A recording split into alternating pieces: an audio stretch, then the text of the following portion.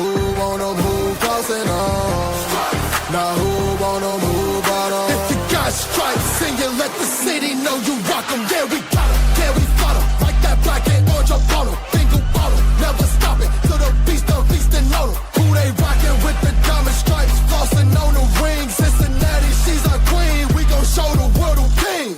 Orange in the day, black in the night, stripes in our veins, sparks gonna fly. The beast is awake, orange, black and white, 'cause when the jungle come alive, who day we ignite. Welcome to Bengals and Brews. I am Del Altman, joined by my co-host, Pork Chop, BSG, and another co-host? No, it's a special guest. It's Ian Cummings from Pro Football Network. What is up, my brother? What's up? Happy to be back on with you guys. It's been way too long. It's been exactly a year, probably somewhere around there, since the last NFL draft cycle. So we're in the thick of it. We are almost a month away now. So I think we're less than a month away, actually. So exciting times. Happy to be talking with you. Exactly. We know we're going receiver first round, right? Yeah. Exactly. Yep. Totally. Well, we could use a fullback. You want the power peanut and you want to move him to I'd be looking at quarterback if I'm the Bengals, you know? Yeah. Yes. The power peanut is the nickname our buddy Ryan Sparks gave Willie Lampkin. So. Oh, really? I like that a lot, actually. I'm going to steal that. No. Yeah, you definitely should. He's trademarked it. That's his, but it's accurate for sure. We do have a GM Joe Burrows. So I got to shout out to Pork Chop, your shop here where you made this GM Joe shirt. And the theme of G.I. Joe, pretty elite shirt, by the way. It's the general manager we need. And shout out Midwest Best Barbecue, our other sponsor. And we're making the Bengals great again. Excuse my language also with Chase right here. Yeah. And so now that we got all that out of the way, we can talk draft. Now, and you were out of the draft stuff for a while. You were doing some other things with Pro Football Network. How long you been back? Locked in fully with the draft, and did you always have somewhat of an eye on it even then? Yeah, so the company was restructuring a little bit, and I got pulled away from it for 4 or 5 months.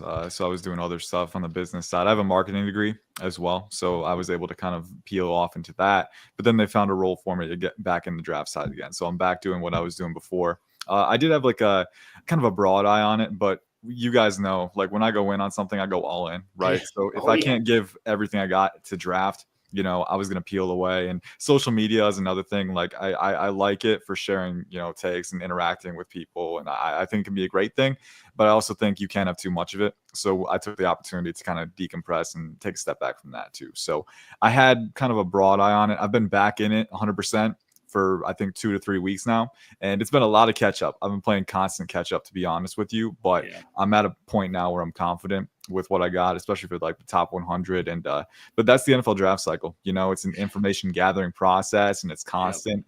And you just kind of keep going through it, and you know you hope to get everything, but the draft always has surprises for you. So and that's what makes it fun. Yeah, exactly. So it's been fun to get back into it. It really has, and the warm welcome from everyone's been really, really humbling too. You know, because I was away from it for a while. You're incredible at this, and that's what I've praised you. And I don't just say that to blow smoke up your ass. I said that last year. I think you're right up there with the Daniel Jeremiahs and Dane Briglers and the guy that do this. Because like you said, when you lock in on something, you're just hyper-focused. You're always ahead of the game.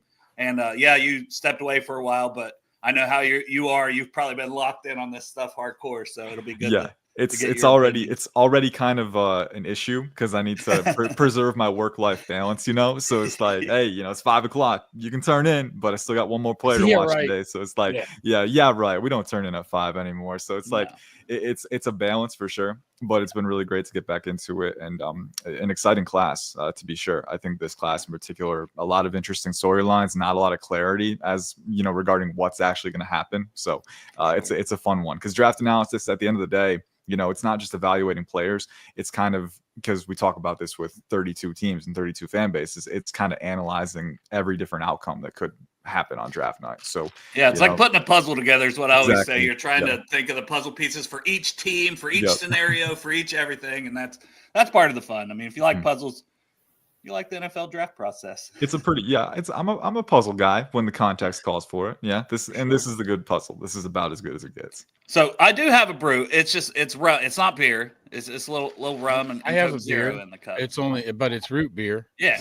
Hey, I like that. I have a mug from the Chop Shot. There you go. So I mean, we're not always on here drinking, but it's a good name of the show, and it used to be more of that, but Right. You, But then you we get got older. You We got to get a settled little down more a little bit. responsible at times, but Right. it is Hey, Friday. Ian, I have a question. When you say this is an exciting draft, what do you feel like is the most exciting position in this draft? The most exciting position. I mean, there are cliche answers and they're not so cliche. Quarterback, what happens after Cam Ward, I think is going to dictate a lot of attention. Does Jackson Dart go in the first round? That would be kind of crazy, but could it happen? Right. And then who emerges beyond? I think that there's a lot of open possibilities there. Wide receiver is another cliche one because, we all talk about wide receivers every cycle. We're kind of in a golden age for receiver play and prospect evaluation. Not as strong at the top as last year's, right? But I think the conversation after Travis Hunter, who was wide receiver 1, that's a pretty exciting talking point because we don't know. Cornerback 1, if you're like me, I refuse to say he's a wide receiver. Hey, my stance is he's cornerback 1, he's wide receiver 1. Whatever he plays, he's 1. He's 1, and then there's 2 after him. So I think but that's a discussion as well.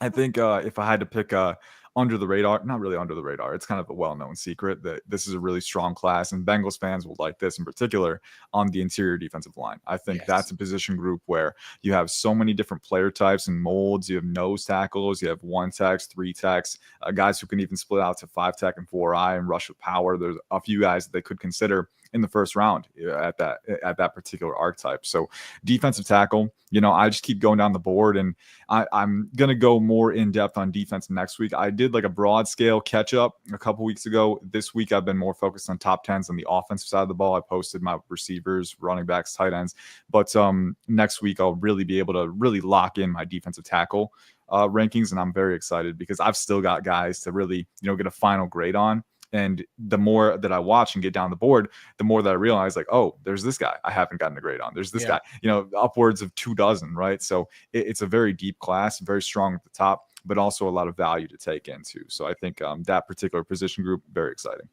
I do want to talk D tackle, but I guess we'll start here since Dustin gave us a generous $5 super chat. Appreciate it. We call Dustin the CEO. He's always giving us super chats. He says, with the 17th pick in the draft, the Cincinnati Bengals select Jade Barron. I'm guessing he's calling his shot here. Cornerback from Texas. And he tells me he's sorry because Nolan's going to be gone. I'm not sure Nolan's going to be gone, but I'm also not sure the Bengals are going to pick him or anybody else. But that's a conversation we'll have in a second. Right. What are your thoughts about Jade Barron? What's his best position? Because I know he's a guy that's got versatility. Some think he could still stay on the outside at corner. For me personally, maybe a slot guy, but also a team might say we're going to use him at safety or just we're going to use him in multiple roles like Kyle Hamilton is kind of used with Baltimore. Yes. So what are your thoughts on Jade Barron? Yeah, for sure. And I think I apologize. I just had like a burp come up for some reason. I haven't eaten since breakfast, man. It just came up. Jade Barron is one of those guys who, again, versatility. You mentioned it. That's the name of the game with him.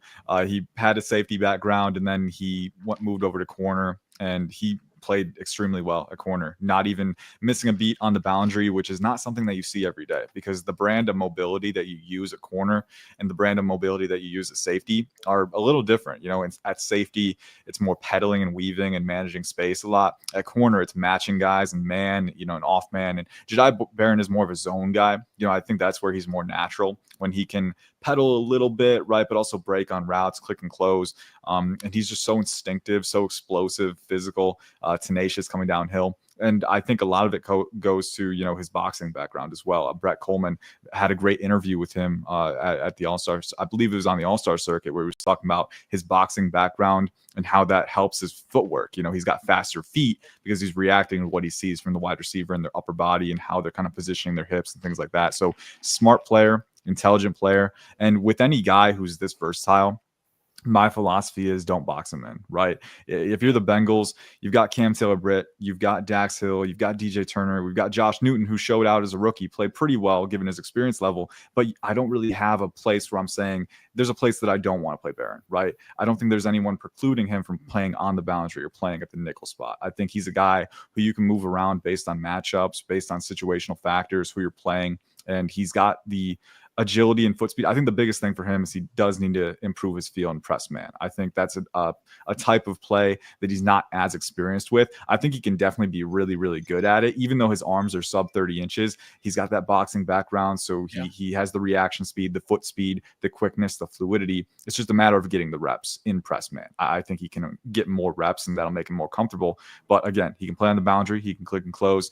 He can play off man. He can play nickel, and he's great coming downhill and support, explosive, again, quick reaction speed. The main issue is the size, the arm length. He's not the biggest guy, but again, I think he plays bigger than his frame, and I think he's sturdy. He's not like a lighter guy. He's just a little smaller, a little shorter playmaking radius, but a guy who flies downhill, intelligent, can play whatever role you want him to. So yeah, I would say get him in that roamer role, boundary, nickel, just play off situational matchups. Let him be that glue guy that can hopefully help other guys like Cam Taylor-Britt, DJ Turner, Dax Hill bounce back in more confined roles. So Dustin says you would love the pick. Is that fair to say? I would like the pick a lot. I haven't gotten a final grade on him yet. Like I said, defense is going to be more in-depth next week. But from what I've seen, he's a phenomenal player. I mean, Pat yourself on the back, Dustin. You can take a victory lap, go jog around the block and celebrate all that deal. But yeah, he's a great player. He's one of those guys who you don't have to be worried about the mentality. He's a guy who comes in and he's a fighter. He's a competitor. He's a grinder when it comes to film too. So this is a guy, I think one of the, ideally, I think the best case scenario for any NFL draft pick is a high floor. He can make an impact right away. And he can be an impact player, like a Pro Bowl or all pro down the line. So high floor, high ceiling, that combination is rare. And I think Jedi Barron does have that. All right, fuck it. It's Jedi Barron. I'm sold. Hey, look, Dustin gave you $5 and he got back about $150 in change. Yeah. Good. It's good. That's why we have in on. Yeah. I mean, fuck Walter Nolan, buddy. Yes. I'm out. No, come on now. Now I need this guy. Yeah. No, and the picture I put for the show. So I want to get to this, and then Greg, I'll let you get the next one. But I want to start with, since that's what I kind of had. I had because a lot of Bengals fans are falling in love with Derek Harmon, and I get it. He had a very good season, very impressive as a pass rusher. He dropped some weight from Michigan State. They didn't really ask him to be a pass rusher there. It didn't seem like as much as, what that was his primary role at Oregon, paired there with Jamari Caldwell on the interior. So how do you feel about Harmon? And then also Nolan's a guy I really like. I liked Kenneth Grant a lot, but I also, once the Bengals signed TJ Slayton as like their first day signing in free agency, I was like, nah, they drafted McKinley Jackson last year. I can't see them going with a Kenneth Grant at this point. So I think they're looking for somebody that has some pass rush juice if they add an interior defensive lineman. So what are your thoughts on those two specifically, Derek Harmon, Walter Nolan? Who are you higher on? Who do you think maybe would be the best fit for the Bengals and what they have around them? Yeah, for sure. So Walter Nolan is one guy that I do need to get an updated final valuation on. I'll be doing that next week. I have gotten a look at some of his 2024 tape because his production took a step up, and I think his technique took a slight step up as well. I still see a little bit of the rawness that I saw in 2023. You're talking about a guy who was a 5-star recruit. He came in with all of the natural talent that you would want, elite physical talent when it comes to explosiveness, power capacity, things like that. And he was a guy who you could probably, in 2023, a lot of his tape was just like, whether it's 3-tech, 4-eye, 5-tech, they're using him as that battering ram, and he's driving that power, that speed to power with he's got pretty long arms, I think somewhere in the 32, 33 inch range. So pretty good proportional length compared to his natural leverage. And then he's super explosive out of his stance. So that combination really gives you a great power profile for that 3-tech, 4-eye, 5-tech role. But I do think when my impression of him was fresher after 2023, was a little raw. And then from what I saw in 2024, I think he's taken a slight step up, but I do think there's still room for him to keep refining that pass rushing palette. I do think there are times in run defense where he can sell out and give up leverage, gap leverage. So I think he's more of a boomer bust player compared to a Derek Harmon. And I also think he's not quite as role versatile, because when I look at Derek Harmon, this is a guy who he has a firm first round grade from me. 6 foot, I want to say 6'4" and change, 320, over 34 inch arms. And he's a player who you can put in there at 1-tech and 2-eye, and he can 2-gap. He can act like he's got the raw strength to 2-gap and command point, and really just block off lanes for runners. But he's pretty explosive too as a pass rusher. He's got violent hands. Again, I think the biggest thing for Harmon is that I think Walter Nolan is better proportioned. I think Derek Harmon a little bit higher hipped. He's kind of stiff in the midsection. That can impact his lateral counters, across gaps. Whereas with Walter Nolan, I think he's more potent on stunts. But if you want a guy because TJ Slayton, when you're using those odd fronts, you're going to want someone, TJ Slayton, he can hold the point, right? But you also want someone at 3-tech who can 2-gap effectively, who can hold the point, who won't get moved back because his pads are drifting too high because he's got that raw strength. And Harmon does play a little high sometimes, but it doesn't seem to affect him because he is strong as an ox, man. He can hold the point. I could probably count on one hand the number of run defense reps that I saw where he gave up displacement. He's so strong in run defense. And I know that's something the Bengals have struggled with a lot in recent years. But then when it comes to pass rush production from the interior defensive line, that's something the Bengals also desperately need. And I think Derek Harmon can provide that as well. I think he had the highest pressure rate among interior defensive linemen. So if you want the higher ceiling, yes, I think Nolan does ultimately provide that in a maximum potential setting, right? But I think Derek Harmon right now is probably the more refined, the more role diverse player. And then I think he has a pretty high ceiling as well because he's explosive, he's powerful, and his motor never rests. So I think, again, it comes down to what kind of ceiling floor combination do you want? Nolan might have the higher ceiling, but I think with Harmon, you're still working with a lot of potential, and right away, he's going to be a two-phase player for you. See, and this is how you know I really like Ian, because I want the answer to be Walter Nolan. You're right. Because that's who I like better. Mm-hmm. That's just what I see, and I'm like, okay, I see the vision with this guy, and his run stop percentage was incredible. His pass rush rate was good, not as good as Harmon's. Harmon, do you have any concerns with Harmon? I guess it's one of the biggest knocks I have is the missed tackle percentage, which is like almost 30% on this season. And you do see him miss quite a bit. Yeah, for sure. I think that's definitely, and I made note of that in my pursuit column for him. I think there are definitely times where he's got the length, he's got the reach to wrap up on guys, but it's just, I feel like he'll just be too uncontrolled with his tackling technique. And, you want your defensive tackles to be engaged in pursuit. I think it's a good thing that he's holding the line and is forcing running backs to dive or course just off of that. But yeah, it is. I think that's one of his bigger problems. I'd say probably top 2 red flags, the hip stiffness when it comes to lateral transitions and counters. I think that's a relatively big thing that will limit his ultimate pass rush ceiling. And then the missed tackles, right? At the defensive tackle position, that's not a guy that I'm going to be I'm not expecting the defensive tackles to be the central pursuit players to begin with, right? So it's not something that I'm going to it's not something that's going to rule him out entirely for me. It's not something that's going to be the deal breaker. And given that he has the tools and the motor and the want to, I think I can coach it up, with reps. But it is something to make note of. And if Walter Nolan and Derek Harmon are that close on your board, maybe that is something that could cause you to sway the other way. And to be fair on Nolan, like I said at the very start, I do need to get a final grade on him. For sure. I have a good understanding. Next week, the final grade will come, and I'm really eager to see how he grades out because I know the production stepped up. But it is a concern for sure. It's not something that's going to sway me from taking him in round 1. Yeah, I feel like the league and the buzz is definitely trending more toward Harmon over Nolan as well in general, because there's the character stuff that you hear with him, James Pierce, Mike Green, which maybe we'll talk about more. But Greg, I know you had something that was very good on those. Somebody mentioned Alexander. Maybe we'll get to him. I do like Darius Alexander a lot, but Greg, go ahead. Toledo. He's a great day 2 sleeper. I love it. Yes. So pretty much kind of same type of argument here, but different position. Starks and Eamon Morey. I mean, I don't know if the Bengals go safety first round. I'm all for trenches, but I mean, Starks and Eamon Morey, oh my Lord. Both of them are very intriguing. So kind of like the same type of question here. Who do you like better and who'd be a better fit for the Bengals between those two if they went safety?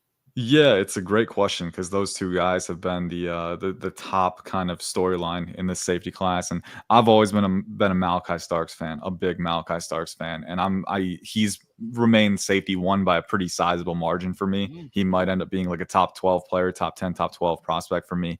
I know the athletic testing wasn't elite. I think it was plenty fine for what you're getting with him. I think he ran a 4.5, which is pretty good speed on the back end. It's not elite, but I think his elite range comes from his quick reaction time, his ease of transition out of his pedal. And that's the thing. That's the big difference that I want. There are 2 big differences, I think, with Malachi Starks and Nick Emenwari.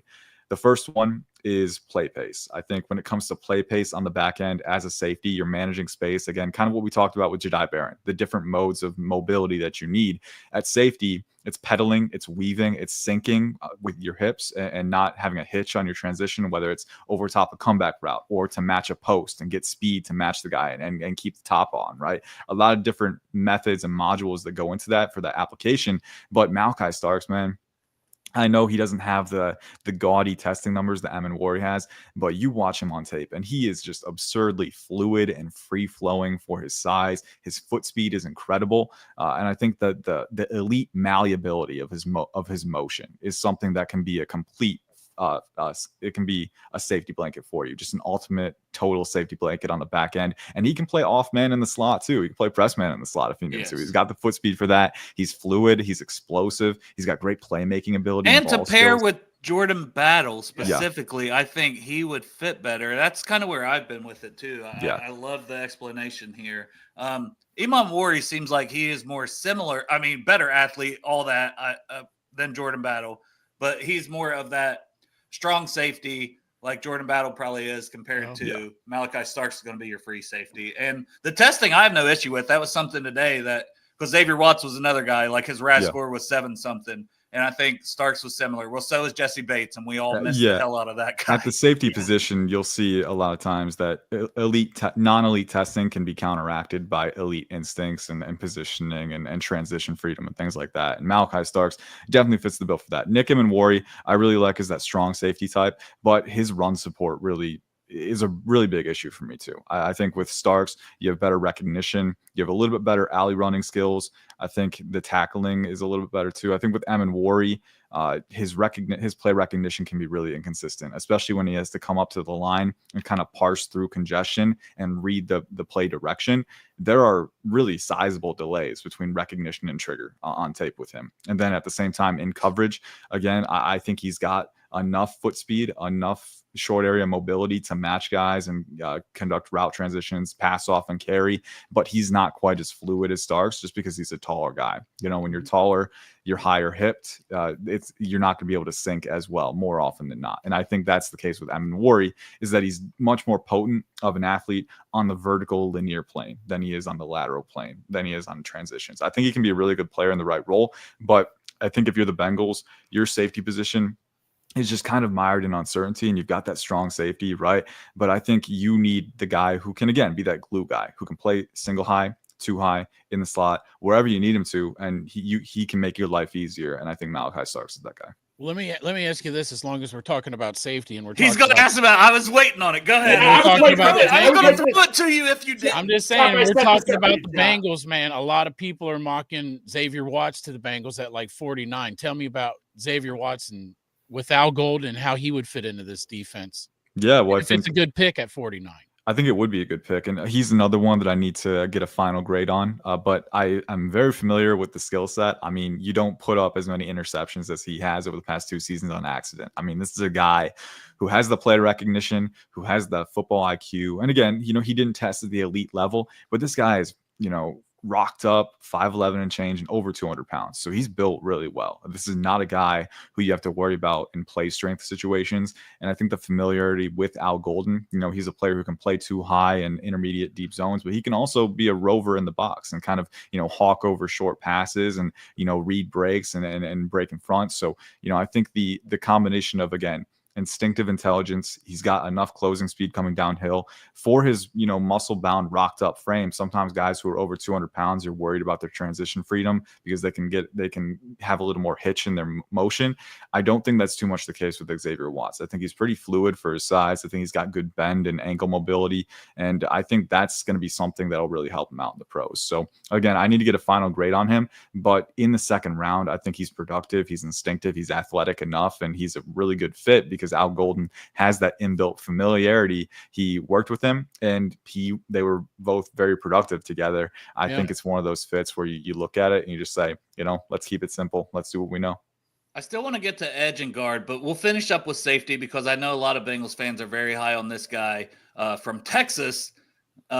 Geez, why am I blanking? Andrew Makuba. Makuba, Yeah. yes. So what are your thoughts on him? Because another really good cover guy, similar to Starks, and he's played kind of slot at Clemson before he transferred to Texas. And really, honestly, was so much better at Texas than he was at Clemson, but he was also a solid player at Clemson.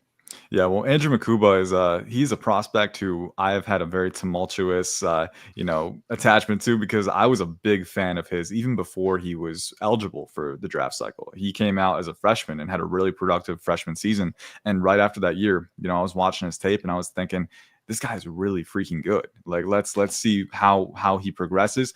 And then he had a little bit of a down year later on at Clemson, right? Obviously transferred to Texas to get a change of scenery, and his draft stock kind of, people forgot about him a little bit, but then he comes to Texas and he just breaks out. He's lights out from the safety position. He's so, the biggest thing that comes to mind for me is the physicality.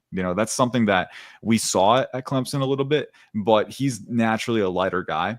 Yes. So I think him holding up in contact situations wasn't quite as consistent at Clemson. There were times where he went up against Keon Coleman when they played Florida State in the slot, and Keon Coleman was able to use his size and physicality to pry past Makuba at the stem and break free and compound separation. And so that was one thing that you wanted Makuba to improve at, right? And I think the move back to safety helped him out a little bit because he wasn't in those press man situations as often. I still think he is a guy that you can play at nickel if you want him to sometimes, because again, that foot speed is there, the agility is there. I think he's got pretty good technique in those situations too. But at safety, the thing that won me over in the first place with him is, again, kind of similar terminology to Malachi Starks. I think when you're thinking about coverage mobility, you want guys who can bend, who can sink, who can get low and channel maximum explosion out of transitions, right? Plant and drive, T-step, 90 degrees, and you're going 100 miles per hour downhill. That's Andrew Makuba. There is no delay in his route matching and transitioning. He's so fluid and flexible when it comes to managing and navigating space and too high. He can play a little bit of single high too. I don't think I would prefer him full-time in single high, but he can do it. He showed he could do it at Clemson, and I think he can do it at Texas too. But, looking at, again, the coverage mobility, the explosiveness, the physicality coming downhill, the playmaking urge. He is definitely one of my favorite players. And I do have a grade on him. He's a fringe first-round player for me. So I would consider there's a lot of taking people, him in that top 35. Yeah, Bengals Sans, who's a really good follow for Bengals fans with his videos and breakdowns and all the things he does. He's a guy who also said he could be his safety one even over Starks. He's a very good player. Yeah. So I know he's there in some of these simulators in like the third round, and it's like, I don't think he's going to be. I think he goes probably in the second at some point, But yeah, he's a guy that might have first round talent. Like he is very, very good. So Greg, I'll let you start. Let's switch to edge. Is there an edge player you want to start with or ask about, or a couple that you think the Bengals could be high on? Yeah, so tell me about Pierce of Tennessee. He's got the size. He tested out great, but when I looked at his number, his stats, it just doesn't seem like it matches up. What's your take on James Pierce? Yeah, James Pierce is a very interesting player, and I know you mentioned the character concerns with him. I'll address that right up front. I'm not an insider. I don't know anything. That's how I always feel. Yeah, exactly. So I just it's tough. If I were GM, I would care very much about character concerns. So I definitely wouldn't write it off. But I also don't want to just take it at face value and say, oh yeah, this is the truth, right? There's so much information that we have to parse through. I always say that's for the teams to figure out. We can only evaluate what we can evaluate. Yeah. And what the reports that we've seen is that, maybe it's coachability, right? So teams will do their due diligence on that, and whether they think that they can get him in a room and say like, hey, we want to get the best out of you, that's for them. That's that conversation. As a player, I think the physical talent, again, is through the roof. This is a guy who had one of my highest explosiveness scores. My scale was from 1 to 10 or 0 to 10. It's pretty simple. It's just a scale for contextualizing things and having a good idea, a good picture of the class and how players stack up. But he was right up there. He was right up close to 10 with that explosion. I think his first step is lightning quick, volcanic. And he's got really good speed to power too, because he can generate so much momentum off the snap. And he's got decent length, not elite proportional length, but enough where if he can align his base and get full explosion off the snap, and he gets into your chest, you're going back. Like that's what's happening, right? So the speed to power, very appealing. I think he has enough ankle flexion to get around the arc too. I don't think he has elite bend because the hips, he's a little stiff in the midsection, so he can't always reduce fully around the apex. But again, your pass rushing skill set is really appealing. And I think we have seen some flashes in run defense where he's able to use that speed to power to kind of slab edge setters and prevent displacement at the line. I do think there's room for improvement there. But as a player, as a producer, you're getting a solid guy. I think the biggest thing is what's the upside, right? Because I don't see the elite bend to go with the explosion, and he's also a little lighter, right? So will he be able to hold up as an NFL run defender against bigger, more athletic NFL tackles? That's the thing that concerns me a little bit more. So I have Pierce on the first round fringe, with the rumored character concerns in kind of having an awareness of that. I think he can be a really good player. I think right away with that speed to power, and he's got good enough hands to be a pass rushing catalyst. But there is a kind of an uncertain run defense projection. So I have a cluster of guys like Donovan Ezeraku is another one. Braden Swinson from LSU is one of my guys, and he's actually graded pretty close to Pierce too. So a few guys in that fringe first round cluster, and Pierce is one of them. Well, go ahead, Chop. Go ahead. Okay, so if we're talking about edge, somebody that's really been growing on me is Jalen Walker. I'd like to hear about him, and if there is an NFL comparison, I'd like to hear what that would be too. I don't have an NFL comparison yet for him. Okay. I'll have to get to him next week. But from what I can see, like I really like the skill set, the versatility, because he can play off ball and edge as well. I think if you're the Bengals, right, Al Golden at Notre Dame played a lot of even fronts, right? A lot of, 4 down. And I think the signing of TJ Slaton shows that he's going to be more multiple, right? So more odd fronts, even fronts. They're going to mix it up a little bit, right? But I want a guy who can hold up and run defenses and edge. I don't see Jalen Walker right now. I don't see him as a full-time edge, because he's around 6 foot, 245, 250. He's got pretty good length for his size, but again, he's never going to be a full-time edge guy with that build. He's going to be a speed to power merchant who does have enough bend to get around the arc. And I think you can weaponize him with disguised coverage looks and pass rush looks. And, he can be utilized on stunts too. He has some experience with that from Georgia, because they're always so creative with how they use the talent on the front. But I see him as more of a hybrid rush linebacker, kind of like Jihad Campbell in this class. I see them in a similar mold.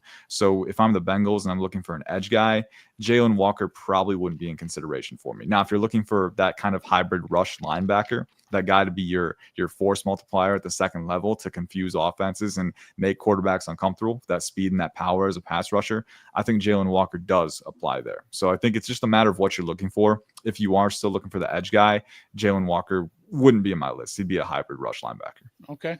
So I got kind of two. One of them's Mike Green, and I know there's off-field there, but you try to piece things together. So just me as a fan, when you see he still goes pretty high, and Daniel Jeremiah, the Dane Bruglers of the world, all those mock drafts, the guys that seem to be pretty plugged in the NFL. So I'm thinking, okay, teams must feel comfortable, or telling them they feel comfortable about this guy. So just preface that. Also, we don't know everything about it, but we do know there is allegations because he even spoke about it. So we can say that.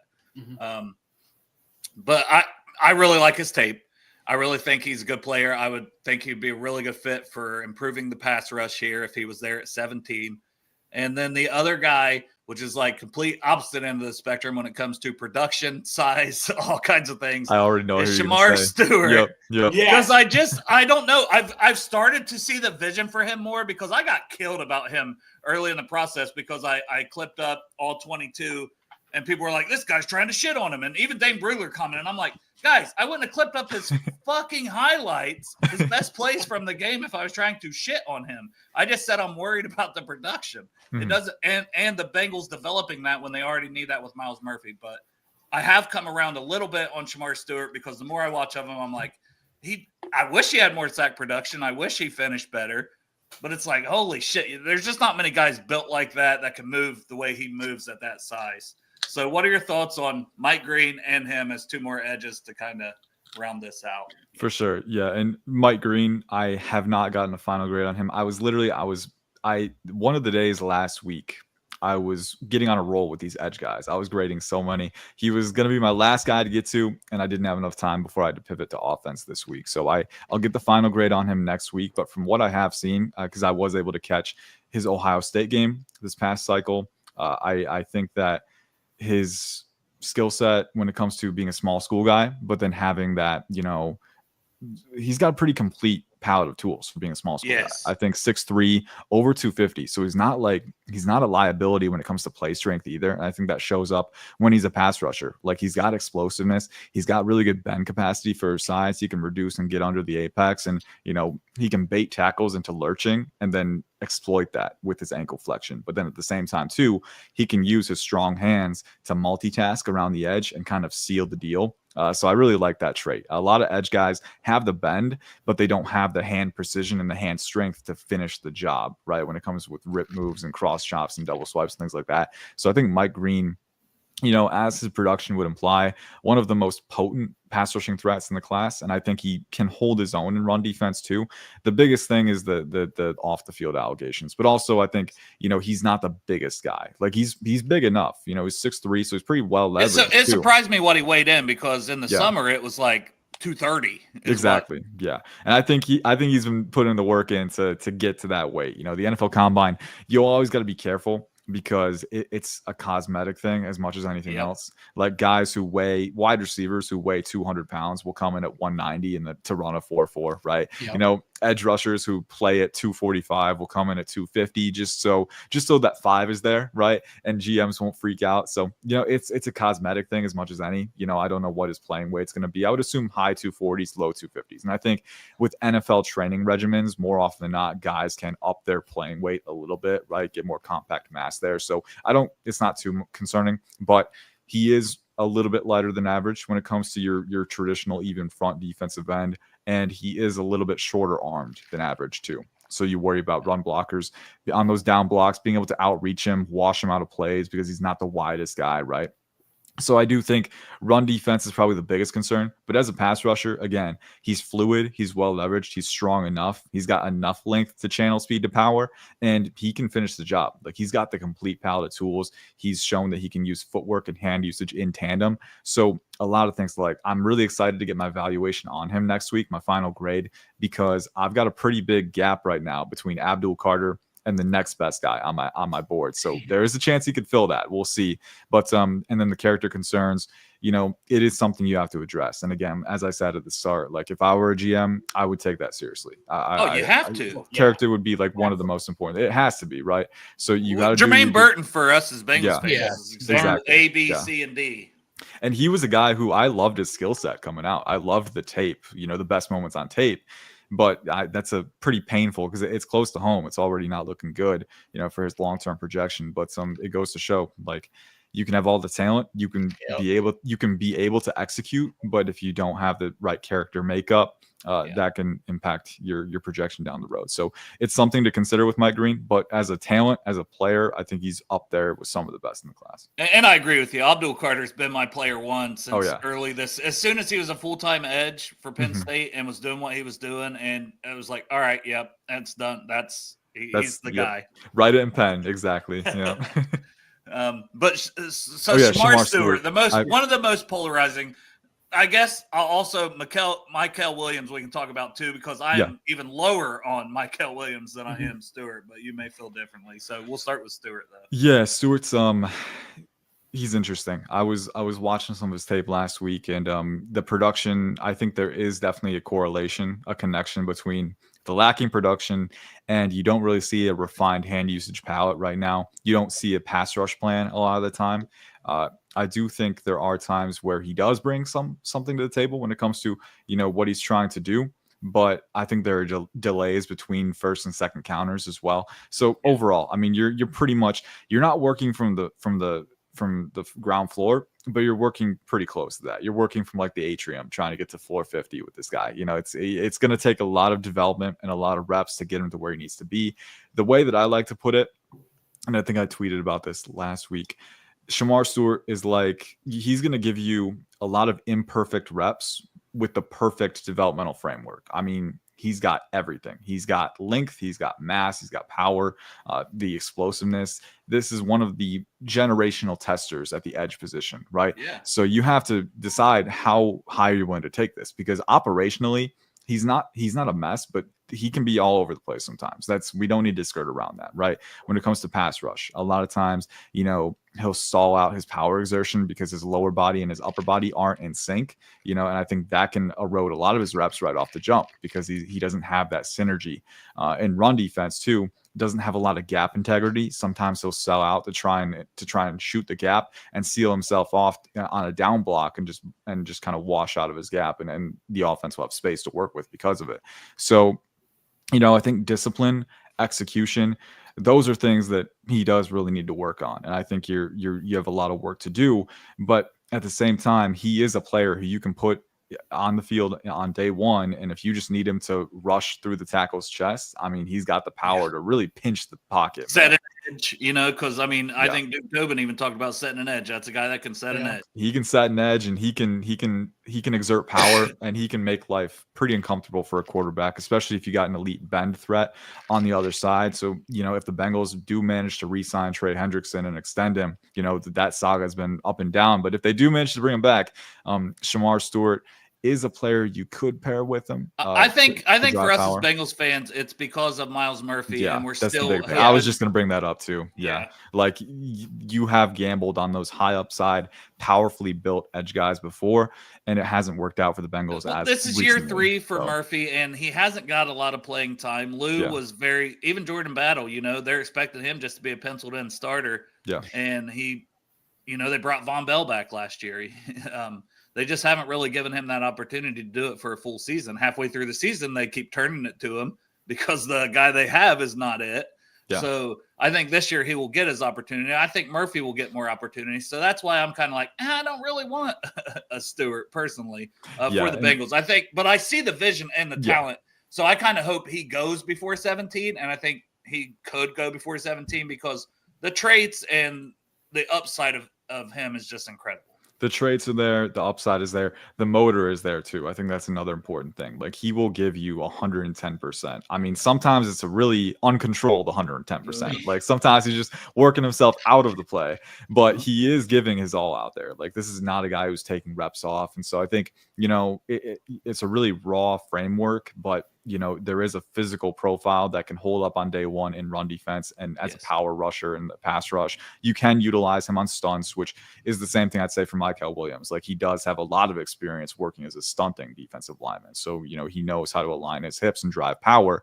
But right now, as an independent pass rusher who can win one-on-one, it's like a wide receiver, right? At some point, you're going to be lined up on an island. With a wide receiver, it's against the corner. With an edge rusher, it's against the tackle. You got to be able to get past that guy, right?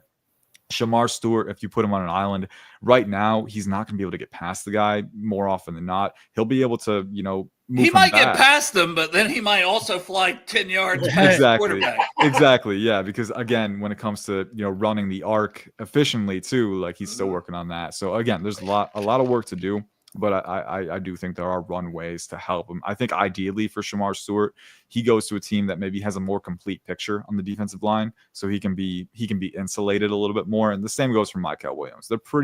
They're not. I wouldn't say they're similar prospects, but similar archetypes when you're talking about guys who are powerfully built, explosive. They have some flexibility to them as well, which helps, but really raw when it comes to the independent hand usage. So I would take them both. In like mid to late first round, I would consider them in that range. But if you're the Bengals, I think you need to lean more on the side of proven pass rush production, proven execution, and enough of a skill set to get by. Nick Scorton, his teammate at Texas A&M, is one that I would consider within that mold, actually. 6'3", over, I think, around, he's going to play around 260, 33-inch arms. So not the biggest guy when it comes to length. Go back to the Purdue tape on him, right? Yeah, exactly. Like this dude's got finesse for his size. I mean, he's so agile and nimble, but then he's very, very potent when it comes to executing. He's got a deep pass rush bag, and he's pretty sturdy in run support too. So I actually like Nick Scorton a lot. So if you're the Bengals, if you're thinking of the Texas A&M edge, I would be willing to take a swing on Shamar if you have the right support for him. But if you want day one pass rush production, Scorton might be your guy. Yeah. And I think, if you want to do a NASCAR type package like they used to have where they kick one of these guys in to the inside, I think, having a Scorton and Murphy, you could play around with that more. Yeah. I mean, you could do it with Stewart too, to be honest. I mean, the man is huge. But all right, transition to guard. Chop, where do you want to start with guard? Because the Bengals, I was really hoping they bring in like a Brandon Scherf or somebody, and maybe they still do. But right now, the guard is still a big question mark because Lucas Patrick was signed. They have Cody Ford back. Cordell Volson, who they kind of had benched. I still think they may move on from him because his player performance escalators now has a contract at like $3.5 million instead of $1 million. So I kind of wonder if Lucas Patrick was a way to get away from that. But I was like, well, if they bring in a Brandon Scherf, I would think that more.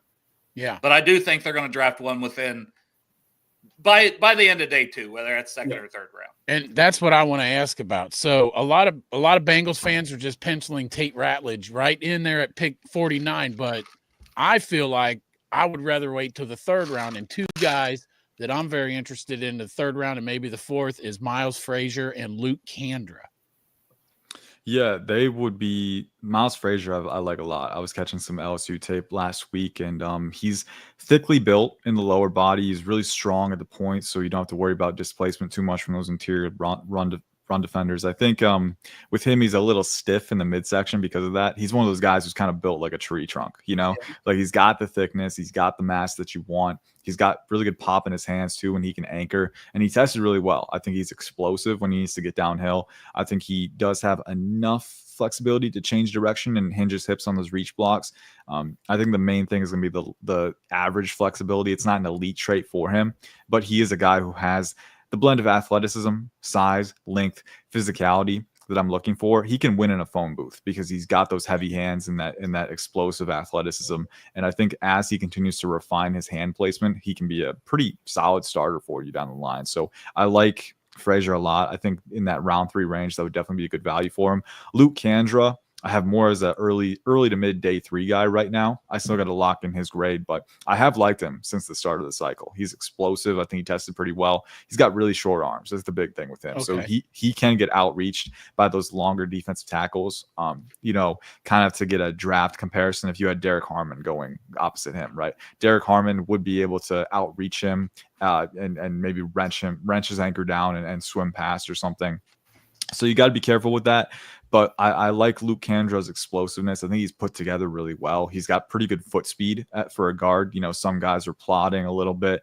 They're a little lumbering with their motion, but Kandra accelerates really quickly off the snap. He's got a really good compact mass and again, weight that he can throw around, and he's physical. So the short arms will impact his anchor strength against longer guys, against power rushes, but he has enough of that frame density and athleticism and tenacity that I would be willing to take a chance on that. Because I think the thing with Cordell Volson was that he was athletic, he was physical, but he could never really match up to NFL strength. I think Luke Kandra could do that, but the arm length is the big question mark for him. So with that uncertainty being factored in, I think day 3 is the right range for him. Awesome. Yeah. So I'll get to this one from Divine, and then Travis, I'll get back to yours about Jordan Birch because I want to stick with guards for a second. But Jordan Birch, that's a good question. Yeah. And then we'll try to get you out of here for too much longer. This man needs to eat, people. He hasn't eaten since this morning. This is probably exactly who Greg was going to ask about anyway. Divine stole this was going to be this is the one I wanted to talk about too. So Charles Grant from William and Mary. Thoughts on him? I wish he could have played at the Senior Bowl was the big thing I wanted to see. And do you think he kicks into guard? I think he might stick at tackle with the way he measured and his arm length and everything. But if he does move into guard, and then just in general, your thoughts on Charles Grant? Yeah, he's been a guy probably late day 2, early day 3 is kind of been my feel for him. But I think if you're looking for a player who played tackle that you can project inside to guard, I think he's someone who could do that, right? And it's going to be interesting with him because I imagine your opinion that you just shared, like he could stick at tackle, but maybe he'll be a guard. I imagine NFL opinions are going to be very wide ranging on him because of that. You're going to have some teams who are going to say he's got starting potential at tackle, and we want to develop it. Yeah, develop it and eventually let him fail at tackle before we move him inside. And there could be other teams who say, well, he's got the tenacity, he's got the hip torque, he's got the length to generate elite power output at the point of attack. He's a good athlete. He can play square to his opponents. I say we just move him inside at guard, and he can, he could have an even higher projection to compete there. right away for a Exactly. starting spot instead of being on the bench. Yeah, so like I love the way he's put together. I think for being a guy who's 6'5", 311, he's a little high hipped, but I think he plays with good knee bend. I think he's got good torque output at the contact point. Again, pretty explosive, pretty mobile when he needs to pull, and that length can be just a difference maker on the interior, because a lot of those interior defensive tackles aren't quite as long as the edge rushers that you face too. So if you can outreach them, if you can hit the point of contact first, that can be a big boost for you. So I really like the skill set. He's another one that I need to get a final grade on, but I've loved what I've seen from him. I love to just like watch FCS guys just to kind of see if they stand out. Kieran Amagaji, he hasn't really picked it up with Chicago yet, but he was another one from Yale from the previous cycle. When you watch these guys with these really high-end tools against FCS competition, they're going to stand out. Like Gray Zabel this cycle is another one. Like he stands out. Like you can pick out right away which one is this guy, because he's more athletic. And the Senior Bowl. See, that's what I wanted to see from Charles Grant, because then we Exactly. got to see it from Zabel. And if Grant could have participated there, it would have really made it a lot easier for us who just try to place these guys. You can contextualize it. I can't talk today. Contextualize it against higher level opponents. I need my food, man. But I think Charles Grant, when you look at him within the lens of a tackle who has really, really good measurables, really good athleticism and physicality, and you can put that at guard, and he can outmatch a lot of opponents just with those tools alone. But then he's got, the developmental potential to become more than that. He's been one that I've pinpointed as a tackle to guard convert, and I think the Bengals, if you put him at guard, he could have a really high ceiling there. You're gonna need some time to acclimate him to the NFL game. And I do think there is room for him to be a little bit more consistent with his hand usage and placement. But overall, I think a lot of excitement there with the potential. And then, was there another guy you asked? Well, I was gonna see if you had time. 5-10 minutes. We'll try to rapid fire this and get you out of here if you've got time. I've got time for sure. Okay. So I'll bring up some questions, and if anybody's got questions, we're going to rapid fire this. So the first one is Travis talking about his review of Jordan Burch. I mean, he's got the feeling he could be better inside, like a young Calais Campbell. I think he actually played more inside at South Carolina for a while before transferring to Oregon, but I could be wrong on that. And then what's your thoughts on him? I really like his tape. He had a great season for Oregon and missed some time too, and still put up big numbers. Yeah, I don't know if he's quite as long as Campbell. Calais Campbell is like a forklift. I mean, he's like so big and so, one of those guys who can get under you, but then he's got so much length that he can just forklift you up and get inside, and he's got the strength to hold up on the interior. I think Jordan Burch's frame is a little more, cylindrically, it's a little more narrow than Campbell's, I think, and that would maybe impact his projection inside.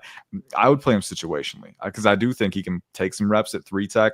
There's another prospect in this class, Tyler Barron. When he was at Tennessee, he was also kind of used as that 3-tech battering ram, right? Especially on pass rushing downs. Like just punch a hole in the offensive line, let chaos ensue, and let the other guys feast. I think Jordan Burch could be that type of guy in situational elements.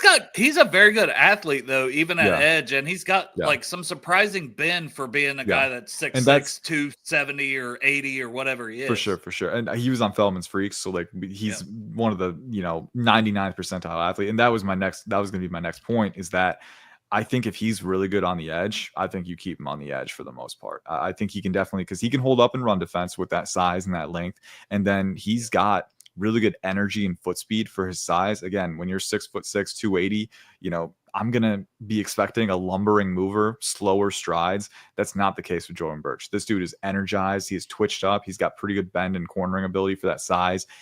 So I would keep him on the edge, but I was also situationally play him at 3-tech and 4-eye based on matchups. I wouldn't get too cute with it, too creative. I think you can just play it case by case, but overall I like his projection at edge enough to keep him there.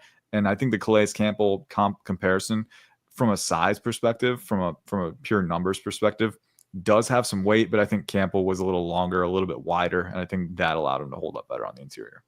Yeah, man. Old Faithful is Calais Campbell. I would still sign that guy if I was the Bengals. I don't care how old he is. So Bo asked, what do you think of Aeneas Peebles? Man, been one of my favorites this whole cycle. I love me some Aeneas Peebles. I don't say this lightly, but there is just shades of Geno Atkins, size-wise, everything is pass rush ability. I am a huge fan of him, but what are your thoughts on him? Yeah, for Virginia sure. Tech? I need to get a final grade on him, which I will do next week. But from what I've seen, and again, with me personally, I have a soft spot for those sawed-off defensive tackles too. The guys who are 6', 6'1", the short kings who can get out there, get under their opponent, and just out muscle him with that natural leverage and the explosion and the agility. And Aeneas Peebles has been a guy who's really stood out to me because he's pretty good in run defense too. I mean, he's a guy who can actually hold the point. He can get under guys again. He can load his base. Great natural leverage acquisition. But then as a pass rusher too, he's productive. He's got heavy hands, fast hands. So I think with him, the biggest thing is going to be, is he going to get outmatched with his size at the NFL level? I think he can be a pretty good attacking 3-tech. I think in a one-gapping scheme where you're asking him to penetrate more.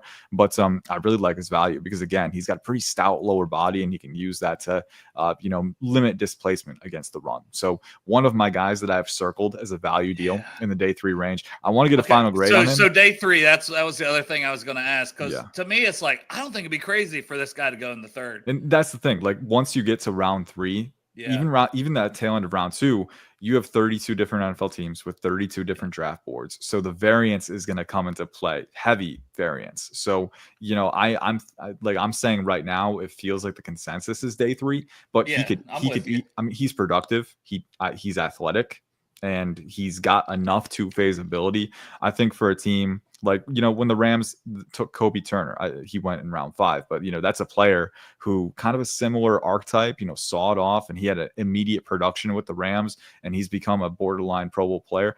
I think if a team looks at that success with that type of mold, Aeneas Peebles is a guy who you could rationalize taking him. And as a Bengals fan, though, 4th round, you haven't taken a D tackle. Everybody's pissed off. We never take D tackles. Oh, we're so pissed off. And then you get Aeneas Peebles in the 4th. Would just be like chef's kiss, because that's where we got Geno Atkins. That's true. Exactly. Yeah. Yep. And I would And just it's like, be like, all right. on the one hand, you don't want to give him credit for waiting until round 4 to take a defensive tackle. But on the other hand, it's like, well, it's fine. I'm cool with it because he's a player. Meme where it's like, yep, knew what they were doing the whole time. You're right.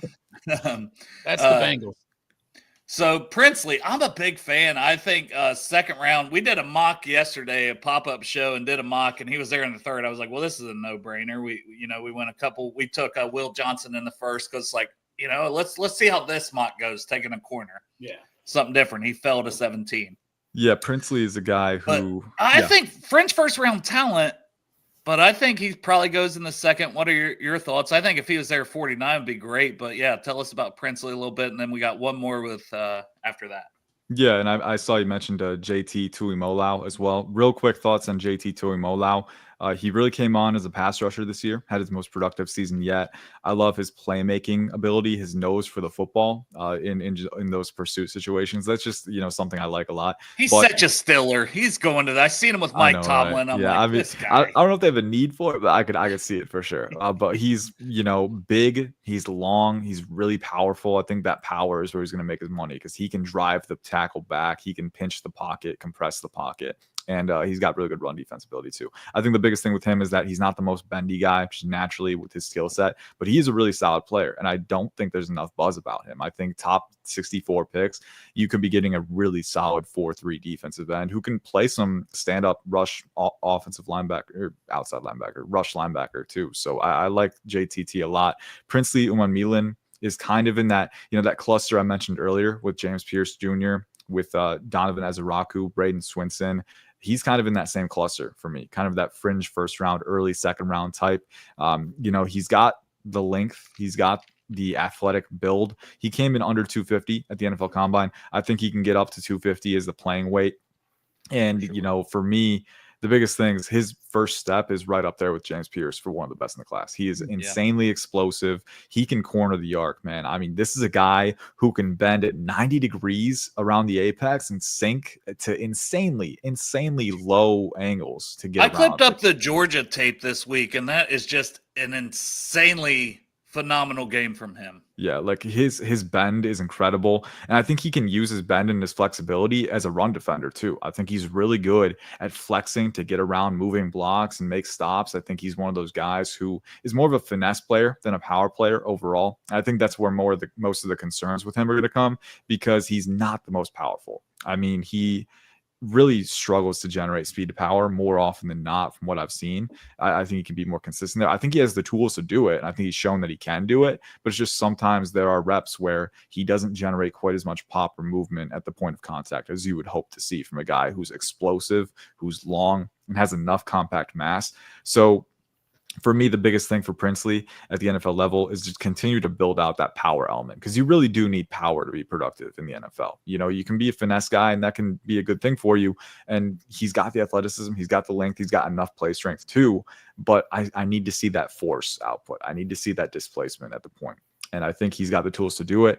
Can he get there? We'll see. But I love the upside with him. And I think he's a pretty good run defender without being such, an overly powerful guy. I think he's instinctive. I think he knows how to use his flexibility.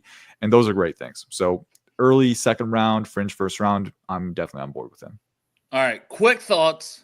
Oh, God. It's so hard, man, because the chat gets on and they want and this guy, man, it's like watching an artist sit there and paint a phenomenal painting. And I have a few. I don't have a hard deadline. You guys can keep me for Well, JJ Pagot from Ole Miss, the least talked about, because there's Jared Ivey, Princely, Walter Nolan. We've talked about two of those four. Here's the third one from Divine. Yeah, and he's another one. I'll admit I haven't seen quite as much as him. I gotta get to his tape a little bit more. But from what I've seen, that dancing bear athleticism at over around 6'2", 6'3", over. And Chop, pounds. Here's your fullback too. Yeah, exactly. And he's played fullback, right? And he was a tight end at Auburn. Exactly. So I think, hey, we're talking about Travis Hunter being the best two-way player. No one's talking about JJ Pagot. Come on. Like I don't, it's a travesty. It really is. But I need to get into his tape a little bit more. But I love the athleticism. Again, I'm always a sucker for defensive tackles who are naturally leveraged, 6'3" or below, but then have that pretty good frame density, pretty good length. And from what I've seen, JJ has that. So athleticism, natural leverage, the urgency too, that'll always get a plus for me. So I got to get a final grade on him, but you can follow my timeline next week and I'll be sure to get to him. Well, say that, since we're going to keep this rolling a little longer because you guys got questions, and Ian is a man of the people, but tell them where to find all your work and where to follow you too, because Pro Football Network and the things you're doing there is a big deal. Yeah, so you can follow me at IC_draft on X, formerly Twitter. And there I kind of just share my draft analysis. I'm also one of the main guys behind the mock draft simulator and the player rankings there. So if you ever have a suggestion or a comment on where a player is ranked, and I'm very open to feedback. So if you think someone should be higher or lower, just hit me up and I will, I'll see, I'll cross-reference it. I'll corroborate it with my own evaluation, and we'll make those changes, because I'm always updating that. Every week we got rankings updates coming in, so we're trying to stay up to date, trying to keep getting new information, and that's kind of how the NFL draft cycle is. You never know everything, so you always want to be kind of on the search for more info. But yeah, hit me up with ranking suggestions, or if you just want my input on a draft prospect, you can hit me up there as well, or share a mock, whatever you want. I'm pretty open when it comes to being on there. And maybe in a couple weeks, then we can get you back on, and maybe we'll pull up a mock draft simulator for the Bengals, Pro Football Network one, and go through it. And that'll be a lot of fun for a whole show. I think that would be a great show. We'd maybe be here too long with that. Well, yeah, we do the best we can. Yeah. Jack Sawyer's the next one. Yeah. Because everybody thinks they're just going to take him, and then it's like, oh, Jack Hubbard replacement. And I think third round, but I think you're probably going to have to take him in the second, but certainly not at 17, right? No, not at 17. In fact, I kind of have more of an early day 3 feel for him. Just from see, I said third round, and you're even okay. He's got a hot motor. He's a really workman-like player, and I like that. He's experienced. He's been around the block at Ohio State, and he helped that defense become what they were. But as a prospect, he's not overly explosive. He's not overly bendy or flexible. He doesn't quite have the hip flexibility or the ankle flexion to get beneath the arc consistently. And he doesn't have the long track explosion to get space to sink beneath the arc. So I think, not the most dynamic presence. And then he's got shorter arms too. So the speed to power profile isn't quite as strong. He's workmanlike. He's very strong when it comes to also anchoring. not a great athlete. Like there's a lot of exactly. things So I think he's he might end up being kind of that Chase Winovich mold where he was productive in college and he was a big name. A lot of people knew him, but I think he's probably more of and Winovich went earlier, to be fair, but he never quite panned out long term in the NFL. I think Jack Sawyer is going to be one of those. I think he can be a great rotational edge because I think he has a decent enough physical skill set. But again, there's no elite trait to hang your hat on. And operationally, as a pass rusher, I don't think he's super refined with his hands either. I think he can be kind of inconsistent there. So JTT is the comfortably my favorite edge prospect of those two. But if you're looking for depth, if you're looking for rotational ability, and someone who does have enough size and motor to hold up against the run, I think Jack Sawyer could be a really solid depth piece for you. But that's kind of where I'm at with him. Sounds like Sam Hubbard. yeah, sure does. JJ Pegues, which you already talked about, and then CJ West. Ooh, CJ West, yes. So just some thoughts on him. It's not necessarily a question there, but he says they're flying up draft boards, and CJ West is very impressive against Ohio State. I'm a Buckeye fan, so OHIO. Yeah, I know you're a Michigan State guy, right? I am. Yes. I'm actually. I remember. I'm kind of scared about tonight. They're playing in the Sweet 16, so we'll see what happens there. But go green, go white. But CJ West, man, is one of those players who he is going to grade very high for me. He might be a top 75 player on my board. He's okay. Now the only question for Cincinnati, you've got TJ Slayton as your nose tackle, right? CJ West is another type of player who's kind of within a specific nose tackle archetype. Is he more McKinley Jackson, where he's got some pass rush?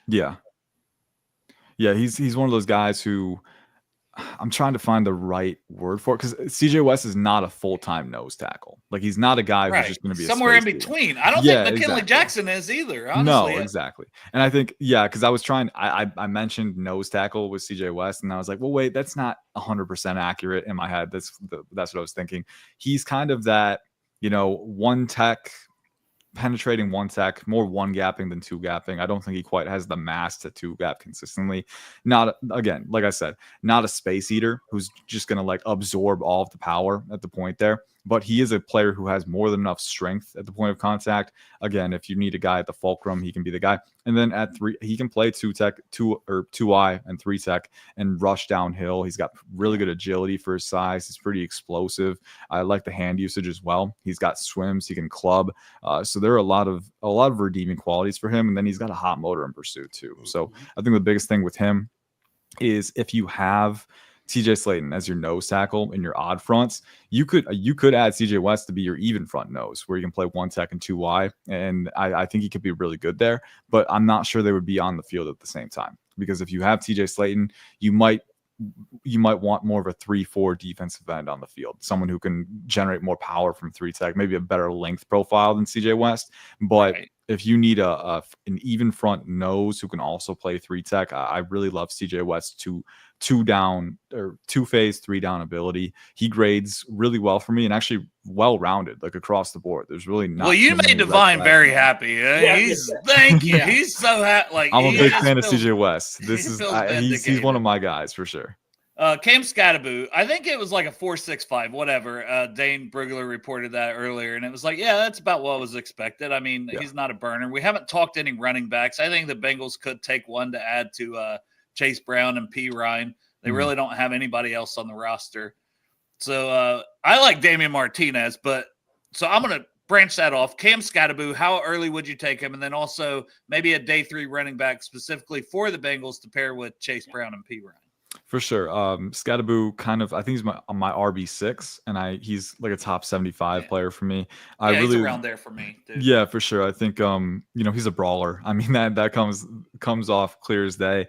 If he had ran faster, I would have said, because I had a comp in mind when I watched him. It was Jonathan Stewart, because he's rocked up. He's really burly, but he's got good vision, pretty good lateral mobility for his size too, in those tight quarters where he's not really a make you miss type, but he can reposition himself ahead of those vertical advances up the field. And he's got probably some of the best contact balance in the class too. Like he's a bowling ball. He just keeps churning along. The legs never stop moving.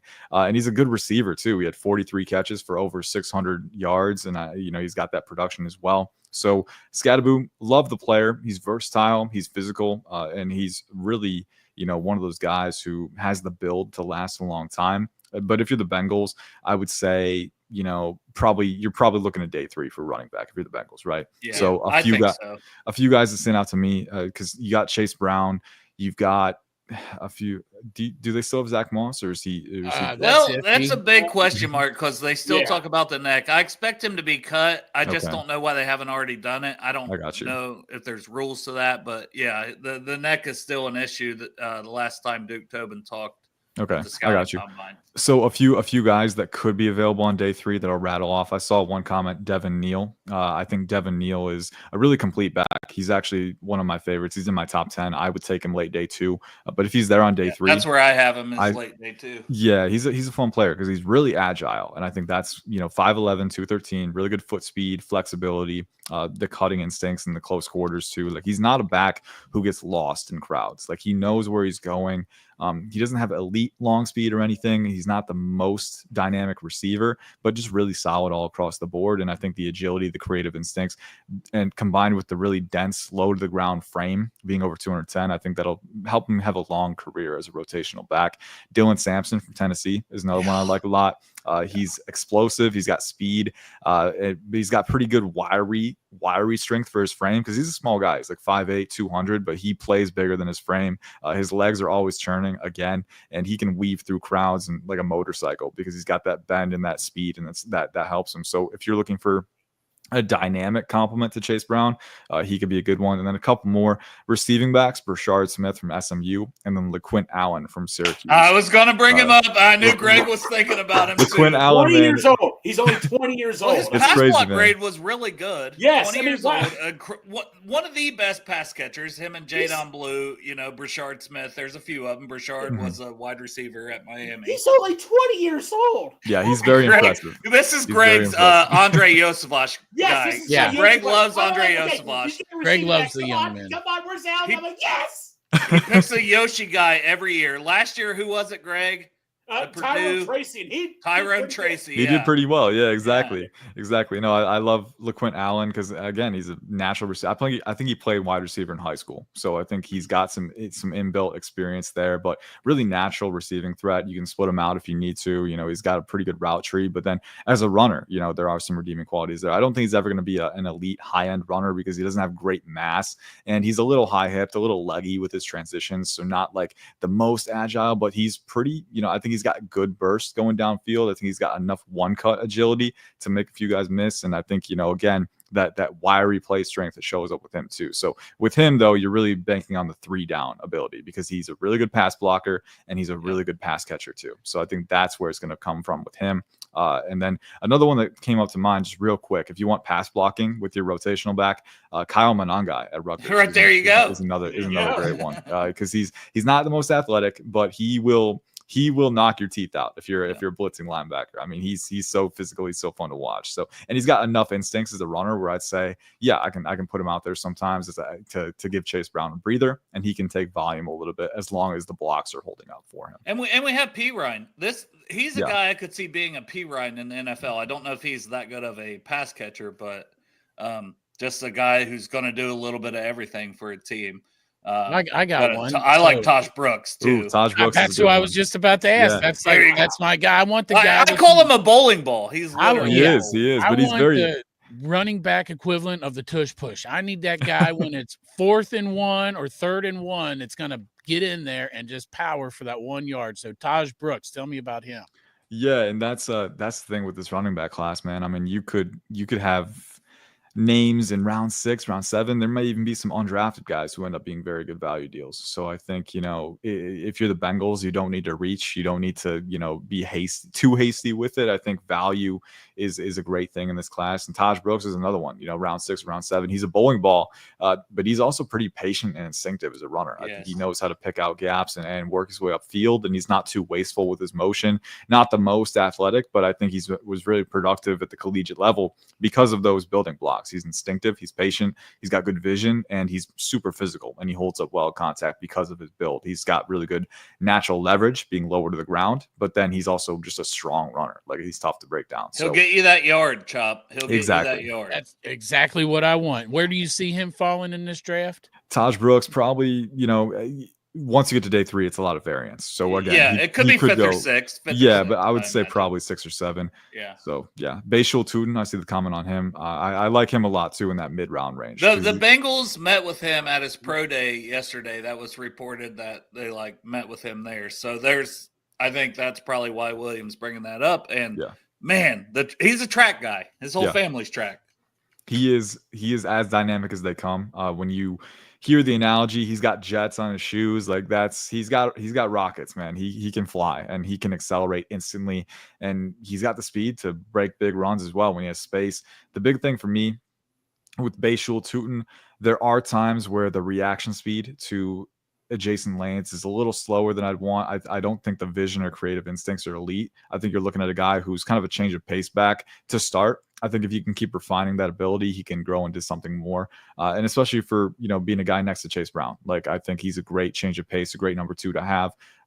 He's got some work to do to refine that natural running instinct, but the home run hitting ability, like you said, is there. And he's got really good contact balance too, because he's really well built. He's pretty burly, pretty well leveraged. And he's a guy who can hold up in contact too. So again, you could go down the line for these running backs. Running back, it's stacked. It's insane. The best pass blocking RB, I'd say here. I think the few front runners would be Travion Henderson. I was about to say that one first too, he's because really good. He's smaller, but it's a mentality a lot of times for the running exactly backs. Like, you either want to be involved or you don't. He wants to be involved, like if you're a linebacker bearing down, you're hoping to catch the running back sleeping because they don't want to be doing this. They want to be running. Travion Henderson wants to knock you out. He wants the KO, and he more often than not, he gets it, or he gets a guy on the ground at least. So he packs a punch.